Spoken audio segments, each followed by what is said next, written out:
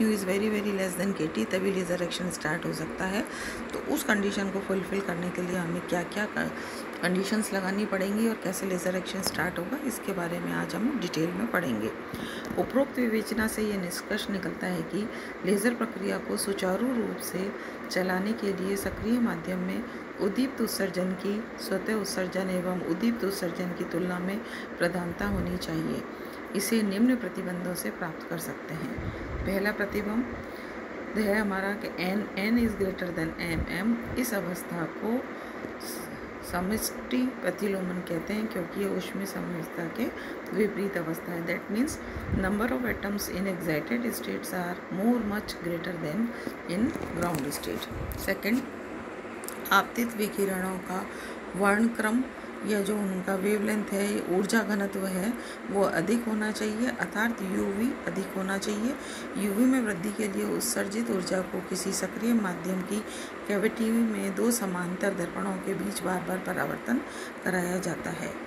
Third, ANM/BNM का मान कम होना चाहिए। इस मान को कम करने के लिए उच्च ऊर्जा वाला स्तर नित्य स्थायी ऊर्जा स्तर चुना जाता है, क्योंकि इससे स्वतः उत्सर्जन द्वारा संक्रमण अनुमित नहीं होते हैं। तो ये सारी कंडीशंस हम क्या है फॉलो करेंगे, तब लेज़र एक्शन स्टार्ट होगा। तो सबसे पहले लाइट एम्प्लीफिकेशन किस तरह से होता है। परमाणुओं में विकिरणों के उद्दीप्त उत्सर्जन द्वारा प्रकाश का प्रवर्तन कराने के लिए एक प्रकाशिका गुहिका या ऑप्टिकल कैविटी में सक्रिय माध्यम को दो समानांतर दर्पणों के बीच रखते हैं। इसमें से एक टोटल रिफ्रैक्टर तथा दूसरी 10% रिफ्लेक्टर होती है।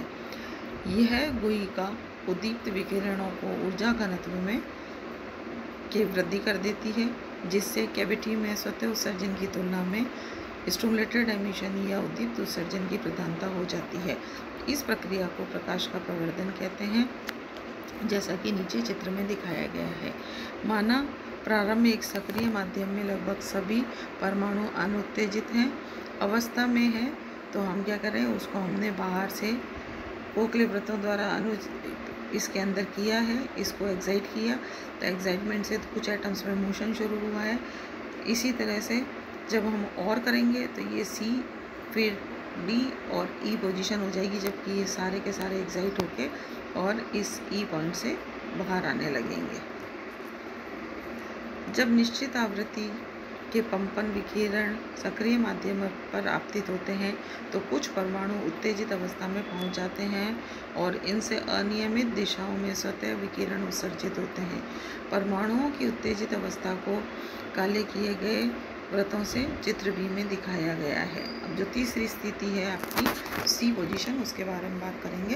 कंपन विकिरणों के निरंतर आपतन से संक्रमण द्वारा परमाणुओं के मित स्थायी स्तर में असामान्य स्थिति n is greater than m अर्थात जनसंख्या विक्रमण की स्थिति उत्पन्न होने लगती है और उद्दीप्त विकिरण उत्सर्जन उसमें से उत्सर्जित होते हैं, परंतु अभी भी स्वतः उत्सर्जन की प्रधानता रहती है, जैसा कि चित्र C में दिखाया गया है। अब हम क्या करते हैं, चौथी बार जो हमारी D पोजीशन है, अक्ष के अनुदिश उत्सर्जित उद्दीप्त फोटोन व अन्य परमाणुओं के पास से गुजरते समय उन्हें उद्दीप्त कर देते हैं और उनमें से नए फोटोन को मुक्त करता चला जाता है, जिससे अक्ष की दिशा में समान कला एवं ध्रुवण के फोटोनों की संख्या में वृद्धि होती है।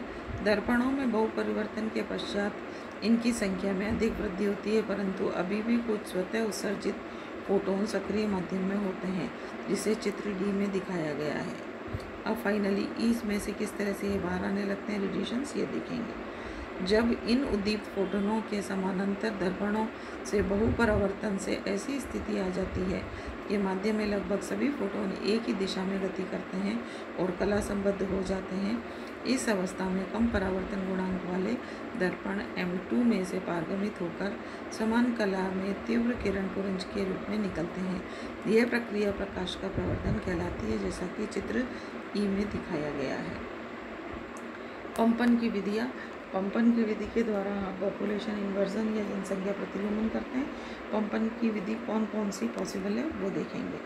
जब भी हमें समिष्ट प्रतिलोमन या जनसंख्या प्रतिलोमन या पॉपुलेशन इन्वर्जन अर्थात सक्रिय ऊर्जा स्तरों में परमाणुओं की संख्या घनत्व में प्रतिलोमन के लिए निरंतर कंपन की आवश्यकता होती है। तो इस कार्य को करने के लिए निम्न विधियां प्रयुक्त की जा सकती है। सबसे पहले प्रकाशीय कंपन, ऑप्टिकल पंपिंग, दूसरा इलेक्ट्रॉन संघट्ट, इलेक्ट्रॉन इम्पैक्ट, और थर्ड अप्रत्यास्थ परमाणु संघट्ट, इनइलास्टिक एटम एटम कोलिजन्स। इनके अतिरिक्त chemical pumping, gas dynamic pumping आदि का भी उपयोग किया जा सकता है। इसमें जो हम ज़्यादातर इसमें जो अभी पढ़ेंगे वो पहली विधि पढ़ेंगे जिसको हम प्रकाशीय कंपन कहते हैं। अब इन सब बेसिस पे जब लेज़र का एक्शन स्टार्ट हुआ तो सबसे पहले रूबी लेज़र बनाया गया। उसके बारे में आज उसकी रचना के बारे में हम पढ़ेंगे। प्रथम सफल लेज़र स्रोत का निर्माण मेमन ने सन 1960 में रूबी के क्रिस्टल से किया था, इसलिए इसे ठोस अवस्था या सॉलिड स्टेट या रूबी लेज़र कहते हैं। इसकी रचना के बारे में पढ़ेंगे हम। रूबी क्रिस्टल या गुलाबी माणिक्य Al2O3 एल्यूमिनियम ऑक्साइड का क्रिस्टल होता है। इसके क्रिस्टल जालक में कुछ एल्यूमिनियम के परमाणुओं के स्थान पर क्रोमियम के आयन प्रतिस्थापित होते हैं। अच्छे लेज़र प्रक्रिया के लिए क्रोमियम आयनों की अशुद्धि लगभग 0.05% होनी चाहिए। क्रिस्टल का गुलाबी रंग क्रोमियम आयनों की उपस्थिति के कारण होता है। यह आयन वर्णक्रम के पराबैंगनी, पीले व हरे रंग की किरणें अवशोषित करते हैं और लाल व नीले रंग के प्रकाश के लिए पारदर्शक होते हैं।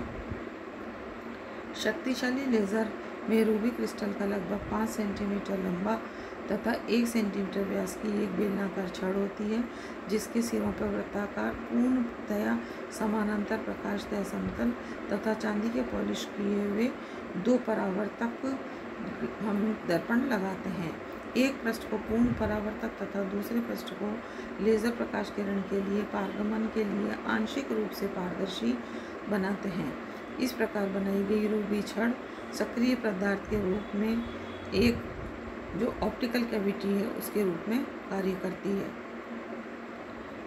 रूबी छड़ एक कांच की नली के भीतर रखी जाती है, जिस पर हेलिकल रूप में ज़ीनॉन गैस की फ्लैश डिस्चार्ज लैंप लगा हुआ होता है। रूबी क्रिस्टल के परमाणुओं को उत्तेजित अवस्था तक कंपन करने के लिए हम इस फ्लैश डिस्चार्ज ट्यूब का उपयोग करते हैं।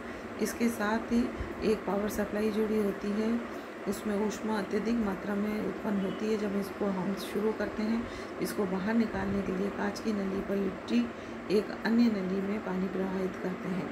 चित्र के अनुसार रूबी लेज़र की बनावट होती है। रूबी लेज़र की कार्यविधि और इसमें लेज़र किस तरह से और कौन से हमें फ्रिक्वेंसी या वेवलेंथ का प्राप्त होता है, इसके बारे में हम अगले लेक्चर में डिस्कस करेंगे।